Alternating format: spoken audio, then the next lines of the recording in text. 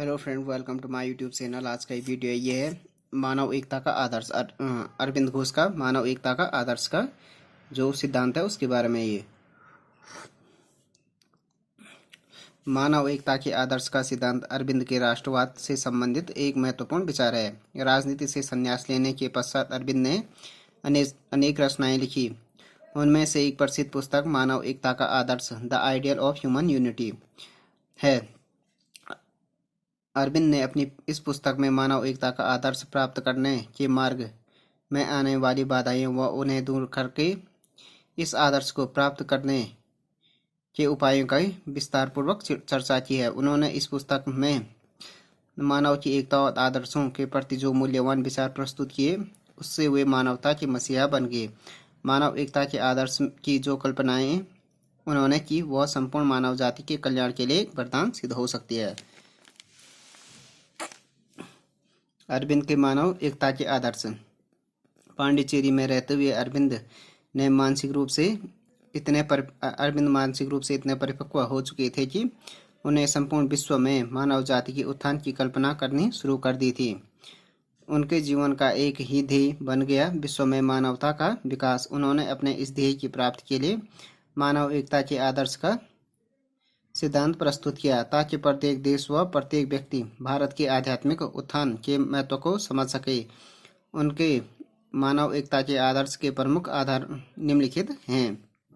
तो जो अरविंद हैं, अरविंद घोष के जो उनके मानव एकता के सिद्धांत के जो प्रमुख आदर्श हैं, वो उन्होंने क्या किया, अपनी जो पुस्तक थी उसमें मानव एकता का जो आदर्श था उसको मार्ग में आने वाली बाधाएं उन्हें दूर करके इस आदर्श को प्राप्त करने के उपायों की क्या विस्तारपूर्वक चर्चा की है। उनके जो मानव एकता का आदर्श के प्रमुख आधार थे, वो फर्स्ट हो गए प्रथम विश्व युद्ध। प्रथम महायुद्ध से उत्पन्न संकटों और परिस्थितियों ने विश्व के दार्शनिकों का ध्यान शांति स्थापना के प्रयासों की तरफ खींचा। इस युद्ध से व्यापक जान माल की हानि ने अरविंद घोष को इतना अधिक प्रभावित किया कि उन्होंने मानव एकता का आदर्श पुस्तक की रचना कर डाली। उन्होंने स्वीकार किया कि विभिन्न प्रभुसत्ता संपन्न राष्ट्रों के पारस्परिक द्वेष व स्वार्थी हित युद्ध को जन्म देते हैं। विभिन्न राष्ट्रों के हितों का टकराव के कारण मानव एकता का आदर्श प्राप्त नहीं किया जा सकता। यदि मानव एकता का आदर्श प्राप्त करना है तो हमें विश्व संघ की तरफ प्रस्थान करना चाहिए। तो प्रथम विश्व युद्ध के बाद क्या हुआ के बाद जो उत्पन्न संकट और परिस्थितियों ने क्या विश्व के दार्शनिकों का ध्यान शांति की स्थापना की तरफ खींचा। तो इस युद्ध से जो व्यापक जान माल हो गया, चाहे की हानि के कारण क्या अरविंद घोष को इतना प्रभावित किया कि उन्होंने मानव एकता का आदर्श पुस्तक की रचना की। उन्होंने स्वीकार किया कि विभिन्न प्रभुसत्ता संपन्न राष्ट्रों के पारस्परिक द्वेष व आर्थिक हित युद्ध को क्या जन्म देते हैं। विभिन्न राष्ट्रों के हित के टकराव के कारण मानव एकता का आदर्श प्राप्त नहीं किया जा सकता है। यदि मानव एकता का आदर्श प्राप्त करना है तो हमें विश्व संघ की तरफ प्रस्थान करना चाहिए। दूसरा हो गया इतिहास का दर्शन। अरविंद ने मानव एकता के आदर्श से प्रकृति की योजना का अंग मानते हुए आदर्श को प्रकृति की योजना का अंग मानते हुए विश्वास व्यक्त किया कि यदि यह स्वप्न अवश्य होगा। उन्होंने इस आदर्श को प्रकृति की योजना का अंग मानते हुए आगे कहा कि हम एक दूसरे के घटक हैं और एक यांत्रिक तथा बाह्य आवश्यकता हमें एक दूसरे के प्रति इतना अधिक आकर्षित करती है कि हम स्वयं को क्रमशः कबीले और ग्राम जैसे उत्तरोत्तर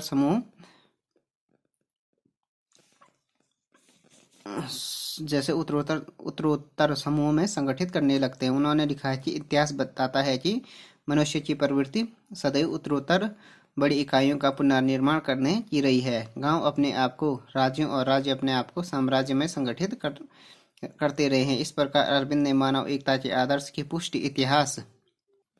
इतिहास के आधार पर भी की है। उनका विश्वास था कि ऐतिहासिक विकास क्रम की प्रक्रिया के तहत एक दिन मानव की एकता का आदर्श इस धरती पर अवश्य प्राप्त होगा।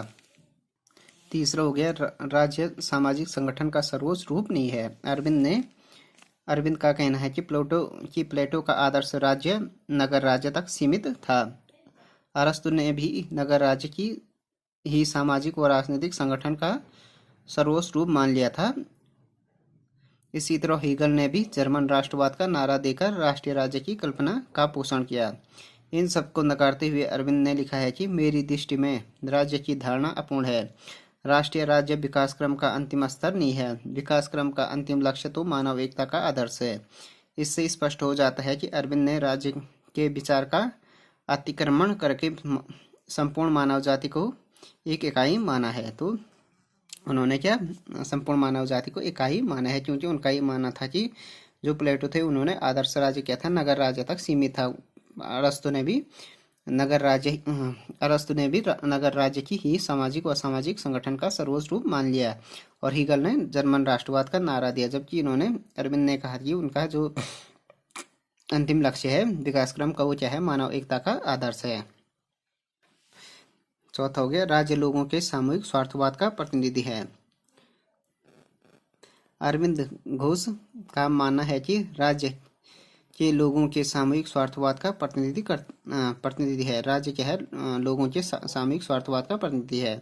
सिद्धांत रूप में तो राज्य का आदर्श अलग हो सकता है, लेकिन व्यवहार में राज्य एक साधन है जो व्यक्तियों के हितों का सामूहिक पोषण करता है। व्यवहार में गिने चुने सत्तासीन लोग अपने स्वार्थों को बहुमत पर थोपते हैं। यह कोई बुरी बात नहीं है कि व्यक्ति को उसके हित में राज्य को सौंप दिया जाए, लेकिन गलत बात तो यह है कि देश का शासन चलाने वाले लोग क्या हैं, भ्रष्ट और अनैतिक हैं। अब हो गया मानव एकता के आदर्श की विशेषताएं। फर्स्ट विशेषता है, मानव एकता का आदर्श प्राकृतिक विकास क्रम की योजना का एक भाग है। अरविंद का यह विश्वास था कि मानव एकता का आदर्श प्रकृति की योजना का ही एक भाग है। उसके अनुसार मानव का आदर्श मानवीय आविष्कार न होकर प्राकृतिक विकास क्रम का एक महत्वपूर्ण स्तर है। उसके विचारानुसार सभी मनुष्य एक दूसरे से संबंधित, और ये संबंध आंतरिक भावनाओं तथा बाहरी आवश्यकताओं के कारण है।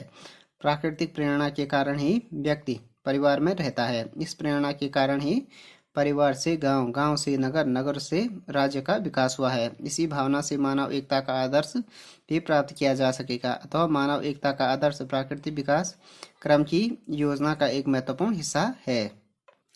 दूसरा, प्रत्येक मानव एकता का आदर्श की दूसरी विशेषता है, प्रत्येक व्यक्ति में गुप्त आत्मा का वास है। अरविंद का विश्वास था कि प्रत्येक व्यक्ति में गुप्त आत्मा का निवास करती है। अरविंद ने इसे देवी सत्ता, डिवाइन रियलिटी का नाम दिया है। उनकी दृष्टि में यह मानवता देवी सत्यता का प्रतीक है। इस गुप्त आत्मा का अनुभव करना जरूरी है।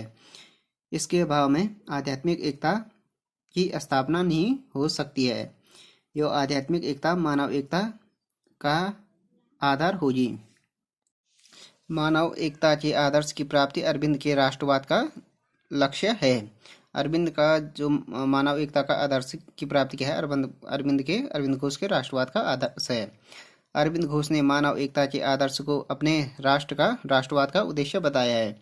उनके अनुसार राष्ट्र में देवी एकता प्राप्त करने की एक तीव्र लगन है। यह एक ऐसी एकता है जिसमें व्यक्ति राजनीतिक, सामाजिक और या आर्थिक आधारों के कारण भिन्न भिन्न होते हुए भी मौलिक रूप में समान होंगे।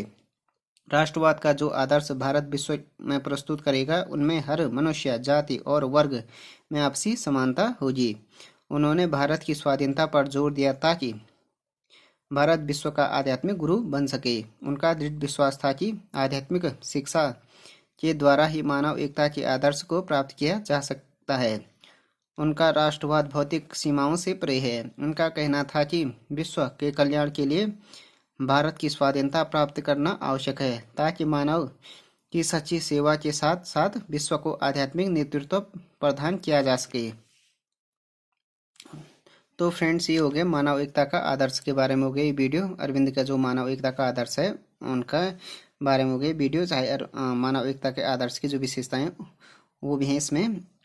Thanks for watching this video. If you like this video, please subscribe my channel and like, share and comment on this video.